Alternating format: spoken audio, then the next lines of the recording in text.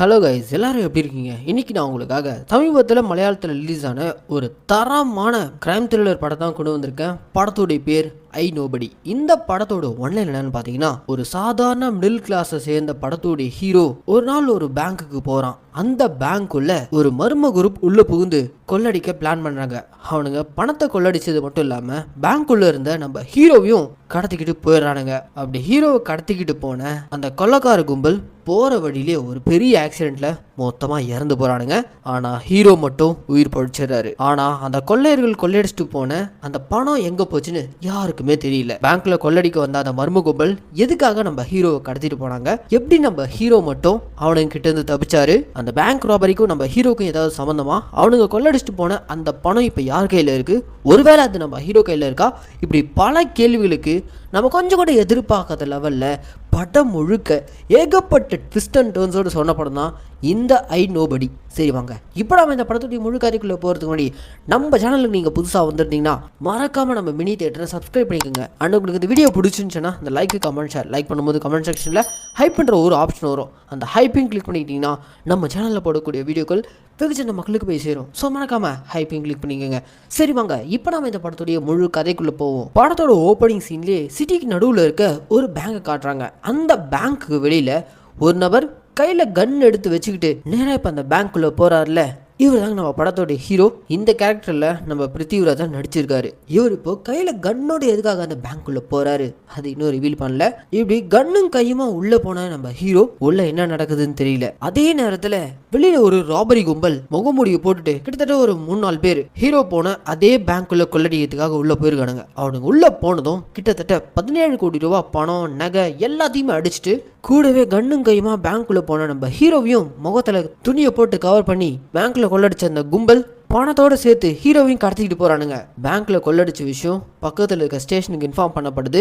அதே ஸ்டேஷனை சேர்ந்த ஒரு போலீஸ் ஆஃபீஸர் இந்த ராபரிக்கும் ஏதோ ஒரு சம்மந்தம் இருக்கு, ஏன்னா அவருக்கு தான் ஃபர்ஸ்ட் இன்ஃபர்மேஷன் போகுது. அப்படியே இந்த பக்கம் கொள்ளடிச்சிட்டு வந்த அந்த கும்பல் ஹைவேல வேகமா போயிட்டு இருக்கும்போது இதுக்கு மேலே இவன் நமக்கு தேவையில்லை அப்படின்ற மாதிரி நம்ம ஹீரோவை நடு ரோட்ல முகத்துல துணி கவர் பண்ணதோட கை கட்டி இறக்கி விட்டுறானுங்க. நடு ரோட்ல நம்ம ஹீரோ தத்தளிச்சிட்டு இருக்கும்போது இந்த பக்கம் கார்ல போயிட்டு இருக்க இந்த கொள்ளையர்களுக்கு மத்தியில பேசிக்கிறானுங்க. டேய், என் பாக்கெட்ல இருந்த அந்த கார்டு அதை காணும் அப்படின்ற மாதிரி பேசிக்க, கண்டிப்பா அதை அவன் தான் எடுத்திருப்பான், அவன் கையில அந்த கார்டு இருந்துச்சுன்னா நம்ம எல்லாரும் மாட்டுவோம், உடனே காரை திருப்பு அப்படின்ற மாதிரி அந்த கும்பலுக்குள்ளே பேசிக்க, உடனே இந்த கொள்ளைக்கார கும்பல் காரை யூட்டர்ன் போட்டுட்டு எந்த இடத்துல ஹீரோவை இறக்கி விட்டானோ ஹீரோ நோக்கி வேகமா வந்துட்டு இருக்கானுங்க. அப்படி இவனுங்க ராங் ரூட்ல வேகமா போயிட்டு இருக்கும்போது எதிரில் நம்ம ஹீரோ முகத்துல துணி கட்டினபடி அப்படியே நின்றுட்டு இருக்காரு. இன்னும் கொஞ்ச நேரத்துல நம்ம ஹீரோக்கு ஏதோ ஆக போகுது, அவ்வளவுதான் இவனுங்க போட்டுதல போறானுங்க அப்படின்ற மாதிரி பார்த்துட்டு இருக்கும்போது தான் திடீர்னு பாத்தீங்கன்னா இந்த ராபரி கும்பல் வேகமா வந்துட்டு இருந்த அந்த கார் அது ராங் ரூட்ல போனதுனால திடீர்னு ஒரு ஆக்சிடென்ட் ஏற்பட்டு அப்படியே ரோட்டை விட்டு தூர தள்ளி விழுந்து பயங்கரமான ஒரு ஆக்சிடென்ட். அந்த ஆக்சிடென்ட்ல காருக்குள்ள இருந்த அந்த கொள்ளையர்கள் எல்லாருமே செத்துறானுங்க.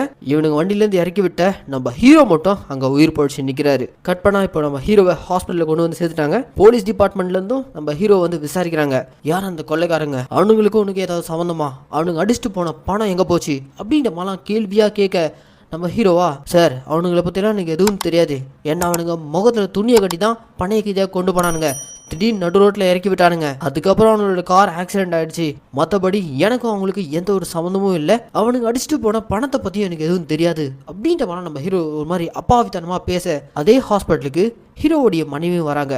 அவங்க வந்து தான் ஹஸ்பண்டுக்கு இப்படி ஆயிருக்கிறத பார்த்துட்டு பயங்கரமா எமோஷனல் ஆவான்னு பார்த்தா ரொம்ப நார்மலா பேசிட்டு கடந்து போயிடுறாங்க. எஸ், இவங்க ஹஸ்பண்ட் அண்ட் ஒய்ஃப்குள்ள ஏதோ ஒரு தகராறு போல இருக்கு. அதுக்கப்புறம் ஹாஸ்பிட்டல் டிஸ்சார்ஜ் ஆகி நம்ம ஹீரோ வீட்டுக்கு வந்துறாரு. வீட்டுக்கு வந்தா ஒரு சாதாரண மிடில் கிளாஸ் ஃபேமிலி, இவருக்கு 2 பெண் குழந்தைங்க ஸ்கூலுக்கு போறாங்க. மனைவி நம்ம ஹீரோ கிட்ட சரியா பேசுறதே கிடையாது. ஹீரோவுடைய சின்ன பொண்ணு தான் நம்ம ஹீரோ கிட்ட வந்து, அப்பா அவங்களுக்கு என்ன அடிபட்டிருக்கு அப்படின்ற மாதிரி கேட்க, ஆரம்பத்துல அந்த பேங்க் கொள்ளையடிச்சதுல இருந்து கடைசியா அந்த ஆக்சிடென்ட் வரைக்கும் ஒண்ணு விடாம தான் பொண்ணு கிட்ட சொல்ல, இது அத்தனையுமே இவருடைய மனைவியும் கேட்டுட்டு இருக்காரு. ஓ, இவ்வளோ கஷ்டங்கள் இவர் அனுபவிச்சுட்டு வந்திருக்காரா அப்படின்றவர் அவங்க லைட்டாக ஃபீல் பண்ணிட்டு போயிடறாங்க. இவர் கண்ணும் கையுமா எதுக்கு பேங்க்குள்ளே போனாரு, அந்த கொள்ளையர்களுக்கும் இவருக்கும் என்ன சம்பந்தம், கொள்ளடிக்கப்பட்ட அந்த பணம் எங்க போச்சு, இப்படி பல குழப்பங்களோடு தான் இந்த கதை நகர்ந்துட்டு இருக்கு. இப்படி போயிட்டு இருக்கும்போது தான் இந்த கேஸ் ஃபைல இருக்க ஸ்டேஷன்ல இருந்து ஒரு போலீஸ் வந்து நம்ம ஹீரோ வீட்டு கதவை தட்டி, எங்க உயர் அதிகாரி உங்ககிட்ட சில விசாரணைகள் செய்ய வேண்டியதா இருக்கு, ஸோ அதனால ஸ்டேஷனுக்கு வாங்க அப்படின்ற மாதிரி கூப்பிட, சரி ஓகே நீங்க போங்க நான் வரேன்ற மாதிரி நம்ம ஹீரோவும் ஸ்டேஷனுக்கு கிளம்பி போறாரு. அப்படி ஒரு ஸ்டேஷனுக்கு கிளம்பி போக இன்னொரு பக்கம் நியூஸ்ல பாத்தீங்கன்னா இந்த பேங்க் கொள்ளை பத்தியும் கிட்டத்தட்ட அந்த 17 கோடி ரூபாய் கொள்ளடிச்சவங்களுடைய பணம் காணாம போனதை பத்தியும் நியூஸ்ல சொல்லிட்டு இருக்காங்க. இதை பொதுமக்கள் பார்த்துட்டு இருக்காங்க. பொதுமக்கள்ல ஜாக்கப்ன்ற ஒரு வயசான பெரியவர் இருக்காரு. அவருடைய வீட்டு குடும்ப சூழ்நிலை ரொம்ப கஷ்டமா இருக்கு. அதனால அந்த பெரியவர் ஜாக்கப் என்ன பண்றாருன்னா, கண்டிப்பா அந்த கொள்ளக்காரங்க கொள்ளடிச்சிட்டு போன அந்த 17 கோடி ரூபாய் பணம் ஆக்சிடென்ட் ஆன அந்த இடத்துல தான் எங்கேயாச்சும் இருக்கணும் அப்படின்ற மாதிரி போய் தேட ஆரம்பிக்கிறாங்க. ஜாக்கப் மட்டும் இல்லைங்க, இன்னும் ஒரு சில பேர் கொள்ளடிக்கப்பட்ட அந்த பணத்தை தேடி சுத்திக்கிட்டு இருக்காங்க. இது எல்லாத்தையுமே நம்ம ஹீரோ நியூஸ் வழியா கேட்டு தெரிஞ்சுக்கிறாரு. ஸ்டேஷன்ல கூப்பிட்டு விசாரிக்கும் போதும் ஆரம்பத்துல இருந்து என்ன நடந்துச்சோ அதே தான் நம்ம ஹீரோ ஒண்ணு விடாம பிசுறு தட்டாம சொல்லிட்டு வராரு. இதுக்கு நடுவில் அதே ஸ்டேஷனை சேர்ந்த ஒரு போலீஸ் ஆஃபீஸருக்கும் இந்த கொள்ளையர்களுக்கு ஏதோ ஒரு லிங்க் இருக்குன்ற மாதிரி ஆரம்பத்துல நம்ம பார்த்தோம்ல, அந்த போலீஸ் ஆஃபீஸரை அவருடைய கவனக்குறைவால தான் இப்படி ஒரு ராபரி நடந்திருக்குன்ற மாதிரி அவரை சஸ்பெண்ட் பண்ணியிருக்காங்க.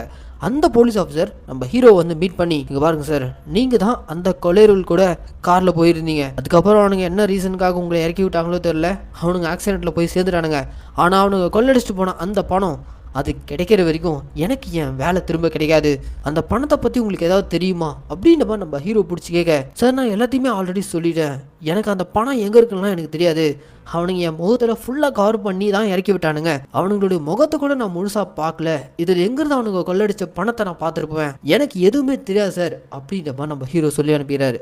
இருந்தாலும் அந்த போலீஸ்க்கு லைட்டாக நம்ம ஹீரோ மேலே சந்தேகம் இருக்கு. அந்த போலீஸ்க்கு மட்டும் இல்லைங்க, பொதுமக்களுக்கும் கொள்ளையர்கள் கொள்ளடிச்சிட்டு போன அந்த 17 கோடி ரூபாய் பணத்தை அவனுக்கு கூட போகும்போதே கடத்திட்டு போன நம்ம ஹீரோ கையில தான் அந்த பணம் இருக்கணும், இவன் தான் அதை எங்கேயோ பதுக்கி வச்சிருக்கான் அப்படின்ற மாதிரி பொதுமக்கள் ஒரு சிலர் ஹீரோவை சந்தேக பார்வையிலே பாக்குறாங்க. எங்க போனாலுமே நம்ம ஹீரோவை பார்த்ததுமே, டேய் அந்த பேங்க் ராபரியில ஈடுபட்டவன் நீ தானே, அந்த பணம் உங்ககிட்ட தானே இருக்கு அப்படின்ற மாதிரி பார்வையிலே தான் பார்த்து நம்ம ஹீரோவை போட்டு வாட்டி வதக்குறாங்க. இதெல்லாம் கடந்து நம்ம ஹீரோ ஒரு வாழ்க்கையை ஓட்டிட்டு இருக்கும்போது அந்த பேங்க் ராபரியில ஒரு போலீஸ்காரனுக்கு இன்வால்வ் இருக்குன்னு சொன்னல, அந்த போலீஸ்காரன் திரும்பவும் நம்ம ஹீரோ கிட்ட வந்து, இங்க பாரு என் வேலை எனக்கு திரும்ப கிடைக்கணும்னா மிஸ் ஆன அந்த பணத்தை நான் கண்டுபிடிச்சே ஆகணும், நீ தான் கடைசியாக அவனுக்கு கூட இருந்திருக்க, தயவு செஞ்சு என் கூட வந்து எனக்கு அந்த பணத்தை தேடுறதுக்கான ஹெல்ப் பண்ணு அப்படின்ற மாதிரி கெஞ்சி கூப்பிட்றான். சரி ஓகே வாங்க போகலான்னு சொல்லிட்டு நம்ம ஹீரோ அந்த போலீஸ்காரன் கூட கார் எடுத்துக்கிட்டு, ஆரம்பத்தில் அந்த கொள்ளையர்கள் எப்படி நம்ம ஹீரோவுடைய முகத்தில் துணியை கட்டிட்டு கடத்தி கொண்டு போனானுங்களோ அதே பாணியில் அந்த போலீஸ்காரங்கிட்ட என்னுடைய முகத்தில் துணியை கட்டிக்கங்க, அதுக்கப்புறம் அவனுங்க என்னென்னலாம் பேசினானுங்க எங்கெங்கெல்லாம் போனானுங்க அதை அப்படியே என்னால் கெஸ் பண்ணிக்கிட்டே எங்கெல்லாம் அவனுங்க போனாங்கன்றத பார்க்கலாம் அப்படின்ற மாதிரி இப்போ அந்த போலீஸ்காரன் கூட நம்ம ஹீரோ முகத்தில் துணியை கட்டிட்டு அதே ரூட்டில் போகிறாரு. அந்த ஆக்சிடென்ட் ஆகிறதுக்கு முன்னாடி குறிப்பாக ஒரு இடத்துல காரை நிறுத்தியிருப்பானுங்க. இதுக்கப்புறம் அவனுங்க கொண்டு போயிட்டு என்ன ஹைவேல இறக்கி விட்டானுங்க, அதுக்கப்புறம் என்ன நடந்துச்சு எனக்கு எதுவும் தெரியாது, அவனுங்களும் ஆக்சிடென்ட்ல போய் சேர்ந்துட்டானுங்க அப்படின்ற மாதிரி நம்ம ஹீரோ சொல்ல, அந்த போலீஸ்காரனுக்கு ஒரே கன்ஃபியூஷன், பணம் எங்க தான் போயிருக்கும் அப்படின்ற மாதிரி அந்த போலீஸ்காரன் கன்ஃபியூஷன் ஆக ஒரு செகண்ட் நம்ம ஹீரோ அங்கே காரை நிறுத்தி, இந்த இடத்துல அந்த கொள்ளைக்காரனுங்க காரை நிறுத்தினானுங்க சொன்னானுங்களே அந்த இடத்துல ஒரு கோயில் உண்டியல் இருக்கு, அந்த கோயில் உண்டியலுக்கும் கொள்ளைக்காரங்க அடிச்ச அந்த பணத்துக்கும் ஏதோ ஒரு லிங்க் இருக்கு போல, அதை நம்ம பின்னாடி பார்ப்போம். இப்போ திரும்பவும் நம்ம ஹீரோ போலீஸ்கிட்ட, சார் என்னை விட்டுருங்க, என்னால் முடிஞ்ச அளவுக்கு நான் உங்களுக்கு ஹெல்ப் பண்ணிட்டேன் அப்படின்ற மாதிரி சொல்லிட்டு கிளம்பி வீட்டுக்கு வந்துடுறாரு. அப்படியே நம்ம ஹீரோ வீட்டுக்கு வந்ததும் திரும்ப இவருடைய நார்மல் லைஃப்குள்ளே போகலான்னு சொல்லிட்டு பார்க்குறாரு. ஆனால் இவரால் பழையபடி இவரால் நார்மல் லைஃப்குள்ளே போகவே முடியல. ஏன்னா இவரை சுற்றி இருக்கவங்க எல்லாருமே இவர் தான் அந்த கொள்ளடிச்ச பணத்தை எங்கேயோ பதுக்கி வச்சிருக்காருன்ற மாதிரியே பார்த்துக்கிட்டு இருக்காங்க. வீட்டில் இவருடைய மனைவி கிட்டையும் நம்ம ஹீரோவுக்கு நிம்மதியே கிடையாது. என்னதான் இவங்க ரெண்டு பேரும் ஆரம்பத்தில் காதலிச்சு கல்யாணம் பண்ணியிருந்தாலும் குடும்ப வாழ்க்கைக்குள்ள வந்ததுக்கு அப்புறம் ரெண்டு பேருக்குள்ளேயும் சுத்தமாக ஒத்து போகாம சண்டை போட்டுட்டே இருந்திருக்காங்க. ஒரு கட்டத்துக்கு மேலே நம்ம ஹீரோ டோட்டலாக அவருடைய மனைவியை எதிர்த்து சண்டை போடாமல் அவங்க சொல்கிறதே கேட்க ஆரம்பிச்சிட்டாரு. இப்படி தான் இவருடைய வாழ்க்கை போயிட்டுருக்கு. இவருக்கு அந்த வீட்டில் ஆறுதலாக இருக்கிறது இவருடைய குழந்தைங்க மட்டும்தான். ஒரு நாள் இவருடைய 2 பெண் குழந்தைங்களையும் ஸ்கூலில் ட்ராப் பண்ணுறதுக்காக போயிருக்காரு. போன இடத்துல அந்த ஸ்கூலில் சேர்ந்த மற்ற பசங்களாம் நம்ம ஹீரோ பார்த்ததுமே, கொள்ளடிச்ச பணம் உங்ககிட்ட தானே இருக்கு, நாங்கள் நிறைய விளையாட்டு சாமான்லாம் வாங்கினோம், உங்ககிட்ட தான் அவ்வளோ கோடி பணம் இருக்கு, அதுலேருந்து கொஞ்சம் பணத்தை எடுத்து கொடுத்தீங்கன்னா ரொம்ப நல்லாயிருக்கும் அப்படின்ற மாதிரி அவனுங்க கிண்டலும் கேள்வியும் பண்ணி பேச ஹீரோவால் பொறுத்துக்கவே முடியல. ஏன்னா போகிற இடம் எல்லாமே நம்ம ஹீரோக்கு இதே பிரச்சனை தான். சுற்றி இருக்க எல்லாருடைய பார்வைக்கும் நம்ம ஹீரோ தான் திருட்டு பண்ணியிருக்கான்ற லெவலில் அவரை மனதளவில் பாதிக்க வச்சுருக்காங்க. ஸோ ஒரு கட்டத்துக்கு மேலே இந்த பசங்க டார்ச்சர் தாங்க முடியாம பையனை போட்டு அடிச்சிடுறாரு. அதில் அந்த பையனுக்கு பயங்கரமாக அடிபட்டுடுது. அதுக்கப்புறம் அந்த பசங்க கேட்டபடியே ஏடிஎம் போயிட்டு கிட்டத்தட்ட ஒரு 10,000 ரூபாய் பணத்தை எடுத்துட்டு வந்து கொடுக்குறாரு. அடிச்சு காயமானதுனால தான் இவர் அந்த பணத்தையே குடிச்சிட்டு வந்திருப்பாரு.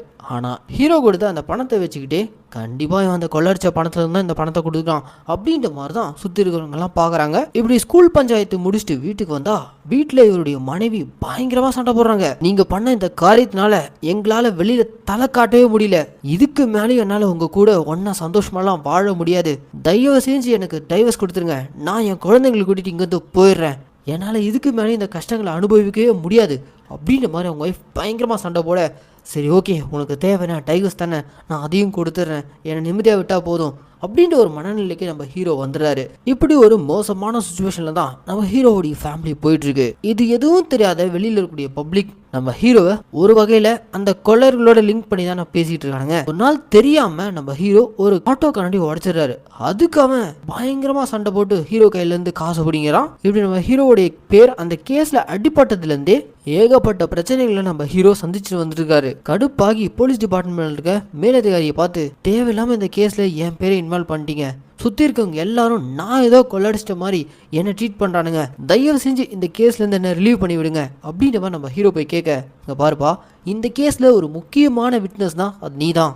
கொள்ளடிக்கப்பட்ட அந்த பணம் கிடைக்கிற வரைக்கும் நீ தான் எங்களுக்கு துருப்பிச்சுட்டு ஒன்றை போயிட்டு எப்படி எங்களால் விட முடியும். ஸோ அதனால் தயவு செஞ்சு கோஆப்ரேட் பண்ணு அப்படின்ற மாதிரி சொல்லி அனுப்பிடுறாங்க. கட் பண்ணால் இந்த பக்கம் இந்த ராபரியில் இன்வால்வ் பண்ண அந்த போலீஸ்காரன் இருக்காங்க. அவன் ஆரம்பத்துலேருந்தே நம்ம ஹீரோ மேலே சந்தேகத்தோடு தானே இருக்கான். லாஸ்ட்டாக நம்ம ஹீரோவை கூட்டிகிட்டு அந்த கொள்ளடிக்கப்பட்டவங்கலாம் எங்கெங்கெல்லாம் போனாங்களோ மோதிர துணியை கட்டிக்கிட்டே சில இடங்களுக்கெல்லாம் கூப்பிட்டு போயிட்டு குறிப்பாக ஒரு இடத்துல காரை நிறுத்தினால அந்த இடத்துக்கு திரும்ப போய் பார்க்குறாரு. பார்த்தா ஆரம்பத்திலே அங்கே ஒரு கோயில் உண்டியில் இருந்துச்சுல, ஒருவேளை கொள்ளடிக்கப்பட்ட அந்த பணத்தெல்லாம் கொண்டு வந்து இந்த உண்டியில் போட்டானுங்களோன்னு சொல்லிட்டு அந்த உண்டியில யாருக்கும் தெரியாம ஓப்பன் பண்ணி பார்க்குறாங்க. உள்ள பார்த்தா வெறும் சில்லற காசுங்க தான் இருக்கு. இந்த போலீஸ்காரனுக்கும் ஏமாற்றம் தான் மிஞ்சிருக்கு. ஆனா இருந்தாலும் நம்ம ஹீரோ மேல இருக்கக்கூடிய அந்த சந்தேகம் மட்டும் போகவே இல்லை. இதுக்காக காரை கொண்டு வந்து இங்க நிறுத்தணும் அப்படின்ற மாதிரி யோசிக்க ஆரம்பிச்சான். அப்படியே கட் பண்ணா நம்ம ஹீரோ ஃபேமிலியோட வாழ்ந்துட்டு இருக்க அந்த அபார்ட்மெண்ட்டுக்கு புதுசா ஒரு வாட்ச்மேன் வந்திருக்காரு. அந்த வாட்ச்மேனா வந்திருக்க நபர் வேற யாரும் இல்லைங்க, அந்த வயசான பெரியவரான ஜாக்கப். இந்த ஜாக்கப் பத்தி நம்ம முன்னாடியே பார்த்தோம்ல, ஆல்ரெடி அவருக்கு ஏகப்பட்ட கடன் பிரச்சனை இருக்கு. இந்த பேங்க் ராபரி செய்தி கேள்விப்பட்டதுக்கு அப்புறம் நம்ம ஹீரோ கிட்ட தான் 17 கோடி இருக்கு, அவர் வீட்டில் தான் அதை பதுக்கி வச்சிருக்கணும், அதை எப்படியாச்சும் நம்ம தேடி கண்டுபிடிச்சணுன்ற மாதிரி தான் இந்த வயசான பெரியவரான ஜாக்கப் நம்ம ஹீரோ வசிச்சுட்டு இருக்க அதே அப்பார்ட்மெண்ட்டுக்கு வாட்ச்மேனா வேலைக்கு வந்து சேர்ந்திருக்காரு. ஹீரோ இல்லாத சமயமா பார்த்து ஹீரோவுடைய வீட்டையே நோட்டம் விட்டுட்டு இருக்காரு. இது எதுவும் தெரியாத நம்ம ஹீரோ அவருடைய அன்றாட வேலையை பார்த்துட்டு இருக்காரு. கற்பனா இந்த பக்கம் ஹீரோவுடைய மனைவி இருக்காங்களே, அவங்க ஒரு நாள் வேலையெல்லாம் முடிச்சுட்டு ரிட்டர்ன் வீட்டுக்கு வராங்க. வீட்டுக்குள்ள வந்தா இவங்களுடைய பெரிய பொண்ணு ஒரு பக்கம் உட்காந்து படிச்சுட்டு இருக்கா. ரெண்டாவது பொண்ணு அமலாவை காணோம். உடனே இவங்க பெரிய பொண்ணு கிட்ட அமலா எங்க அப்படின்ற மாதிரி கேட்க, அப்பா ரூம்ல தான் இருக்கா அப்படின்ற மாதிரி அந்த பெரிய பொண்ணு சொல்ல, உடனே இவங்க ரெண்டாவது பொண்ணை தேடிக்கிட்டு ஹீரோவுடைய ரூம்குள்ள போறாங்க. அந்த ரூம்குள்ள போனா எங்க தாங்க பாடத்திலே ஒரு பயங்கரமான ட்விஸ்ட். அந்த ரூம் முழுக்கவே கட்டுக்கட்டா பணம். அந்த பணத்தை எல்லாத்தையுமே இவங்களுடைய ரெண்டாவது பொண்ணு தான் எடுத்து வச்சு விளையாடிக்கிட்டு இருக்கா.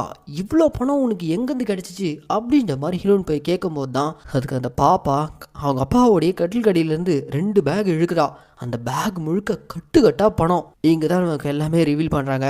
ஆக்சுவலாக நம்ம ஹீரோ அந்த ராபரி கும்பலுக்கு ஆக்சிடென்ட் ஆனதும் அவனுக்கு அடிச்சுட்டு போன அந்த பணத்தை இவர் தான் அடிச்சுட்டு வந்து ரோட்டு ஓரமாக இருந்த அந்த கோயில் உண்டியில் பதுக்கி வச்சிருந்திருக்காரு. அதுக்கப்புறம் யாரும் இல்லாத சமயமாக பார்த்து அந்த பணத்தை எல்லாத்தையுமே எடுத்துட்டு வீட்டுக்கு வந்திருக்காரு. ஸோ வெளியில மக்கள் எல்லாரும் சந்தேகப்பட்டபடி நம்ம ஹீரோ கையில தான் அந்த பணம் இருந்திருக்கு. வீட்டில் இவ்வளோ பணம் இருக்குன்னு தெரிஞ்சவொடனே ஹீரோயின் பதட்டமாகறாங்க. அந்த நேரம் பார்த்து இவங்க வீட்டு காலிங் பிள்ளை யாரும் அடிக்கிறாங்க. யாருன்னு போயிட்டு ஹீரோயின் பார்க்கும்போது தான் வெளியே அந்த வாட்ச்மேன் ஜாக்கப், அவனும் இதே பணத்துக்காக தானே அந்த வீட்டையே சுற்றி வந்துகிட்டு இருக்கான். ஸோ அவன் ஏதோ கொரியர் வந்திருக்குன்ற மாதிரி வெளியில் வெயிட் பண்ணிட்டு இருக்காரு. அவருக்கு ஆல்ரெடி இந்த வீட்டு மேலே சந்தேகம். அவர் சந்தேகம் வராதபடி அவரை சமாளித்து ஹீரோயின் அனுப்பிடுறாங்க. ஆனால் அவரு வீட்டுக்குள்ள கட்டுக்கட்டா பணம் இருக்கிறதா பார்த்துறாரு. அப்படியே கட்டினா இந்த பக்கம் அந்த ராபரியில ஈடுபட்ட அந்த போலீஸ்காரனுக்கான ஆக்சுவலாக அவனுடைய சிஸ்டர் ஹஸ்பண்ட் அவன் போட்ட பிளானை தான் எக்ஸிக்யூட் பண்ணியிருப்பானுங்க.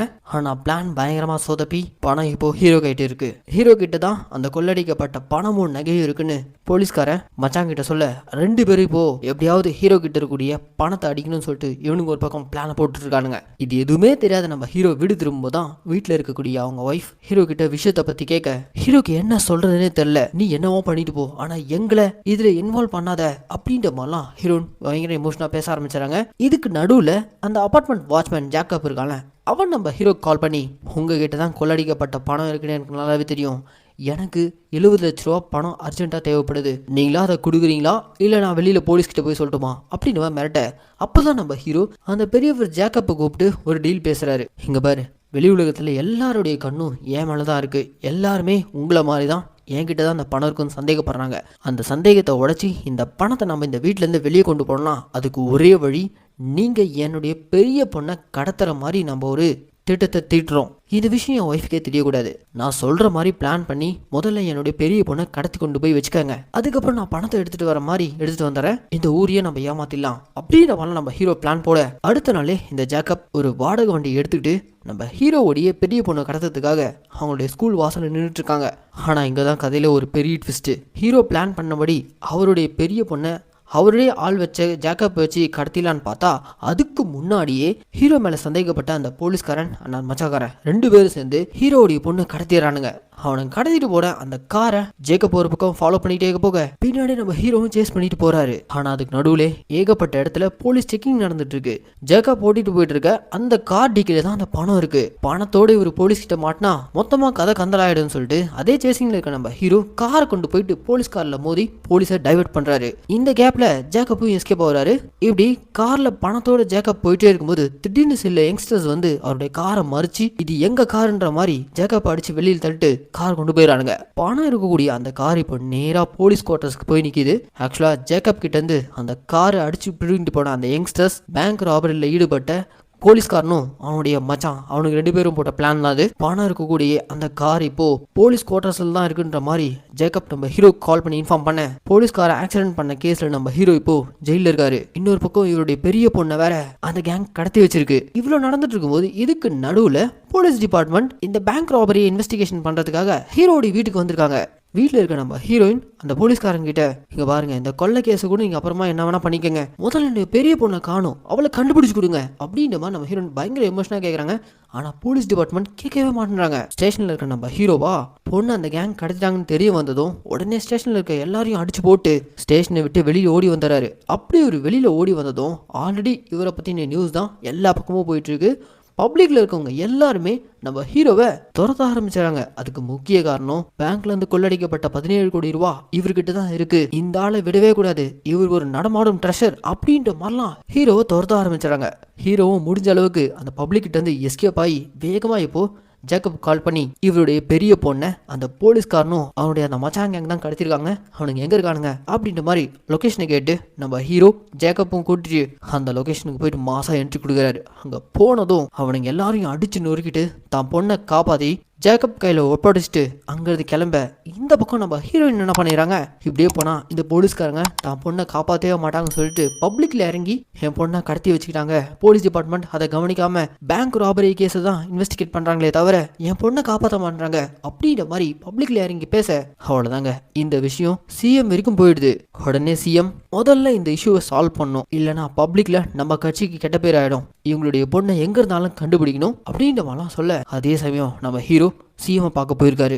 உங்க பொண்ணை காணும் சொல்லிட்டு உங்க ஒய்ஃப் பப்ளிக்ல இறங்கி அவ்வளவு பெரிய விஷயம் பண்ணிட்டு இருக்காங்க, நீங்க என்ன பார்க்கறதுக்காக இங்க வந்திருக்கீங்களே அப்படின்ற மாதிரி சிஎம் நம்ம ஹீரோவை பார்த்து கேட்க, ஆமா சார், இன்னைக்கு என்னுடைய குடும்பம் இந்த நிலைமைக்கு ஆளாகிறதுக்கு காரணமே உங்க கவர்மெண்ட் கீழே இறங்கிக்கிட்டு இருக்கக்கூடிய அந்த போலீஸ் டிபார்ட்மெண்ட். அந்த பேங்க் கொள்ளைக்கும் எனக்கும் எந்த ஒரு சம்மந்தமே இல்லை, ஆனால் என்ன அந்த கேஸில் இன்வால்வ் பண்ணி மொத்த பப்ளிக்கும் என் பக்கம் திருப்பி விட்டு என்னை ஓட விடுறாங்க. இன்னொரு பக்கம் அந்த கும்பல் என் பொண்ணை வேற கடத்தி வச்சுட்டு இருக்காங்க.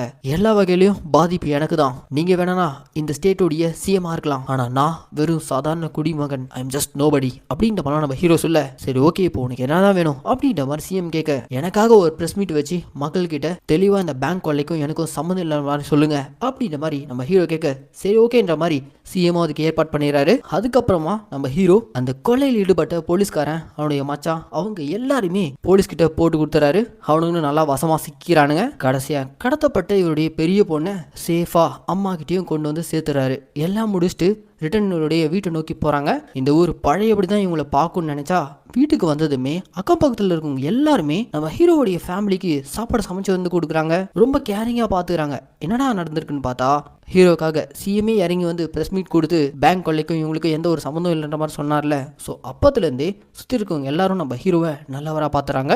நம்ம ஹீரோ போட்ட பிளான் பக்காவாக ஒர்க் அவுட் ஆயிடுச்சு. அப்படியே இப்போ வீட்டுக்குள்ளே வந்ததுமே ஜேக்கப் பேரில் ஒரு கீ இருக்கிறத பார்க்குறாரு. அந்த கீயை நம்ம ஹீரோ எடுத்து பார்க்கும்போது தான் இங்கே தான் இன்னொரு ட்விஸ்ட் ரிவீல் ஆகுது.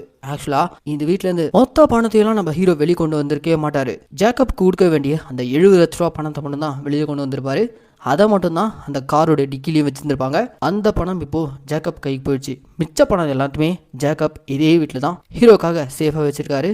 அந்த பக்கம் ஜேக்கப் பார்த்தீங்கன்னா அவருடைய கடன் அடைக்கிறதுக்காக தான் நம்ம ஹீரோ கிட்ட கஷ்டப்பட்டு ஹீரோ கிட்ட டீல் பேசி அந்த 70 லட்சம் வந்ததுக்கு அப்புறம் அவருடைய கடன் எல்லாம் அவர் ஒரு பக்கம் அடைச்சிக்கிட்டு இருக்காரு.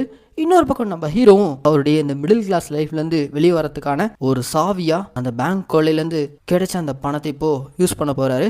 அந்த ரூமுக்குள்ள கட்டுக்கட்டா அவ்வளோ பணமும் நகையும் தன்னோட ஒய்ஃபோட ஹீரோ உட்காந்து பார்த்துட்டு இருக்க இவங்களுக்குள்ள இருந்த அந்த சண்டையும் ஓஞ்சு போய் அந்த பணத்தை பார்த்துட்டு இருக்காங்க. அப்படியே இந்த படத்தையும் முடிக்கிறாங்க. என்ன மக்களே, இந்த ஐ நோபடின்ற படத்துக்கு நான் கொடுத்த வாய்ஸ் ஒரு கண்டிப்பாக உங்களுக்கு பிடிச்சிருக்கும்னு நான் நம்புகிறேன். இதே மாதிரி தொடர்ந்து நம்ம மினி தியேட்டரில் ரிலீஸ் ஆகக்கூடிய படங்கள் எல்லாத்தையுமே நீங்கள் பார்க்கணுன்னு ஆசைப்பட்டீங்கன்னா மறக்காமல் நம்ம மினி தியேட்டரை சப்ஸ்கிரைப் பண்ணிக்கோங்க. அண்ட் உங்களுக்கு இந்த வீடியோ பிடிச்சிருந்துச்சுன்னா இந்த லைக்கு கமெண்ட் ஷேர் லைக் பண்ணும்போது கமெண்ட் செக்ஷனில் ஹைப் பண்ணுற ஒரு ஆப்ஷன் வரும். அந்த ஹைப்பையும் கிளிக் பண்ணிட்டீங்கன்னா நம்ம சேனலில் போடக்கூடிய வீடியோக்கள் வெகுஜன மக்களுக்கு போய் சேரும். ஸோ நீங்கள் மறக்காமல் ஹைப்பை கிளிக் பண்ணிக்கோங்க. சரி மக்களே, இதே மாதிரி ஒரு சூப்பரான தரமான வித்தியாசமான ட்விஸ்ட்டு கலந்த படங்களோட நான் உங்களை நாளைக்கு வந்து சந்திக்கிறேன். Tata, bye bye.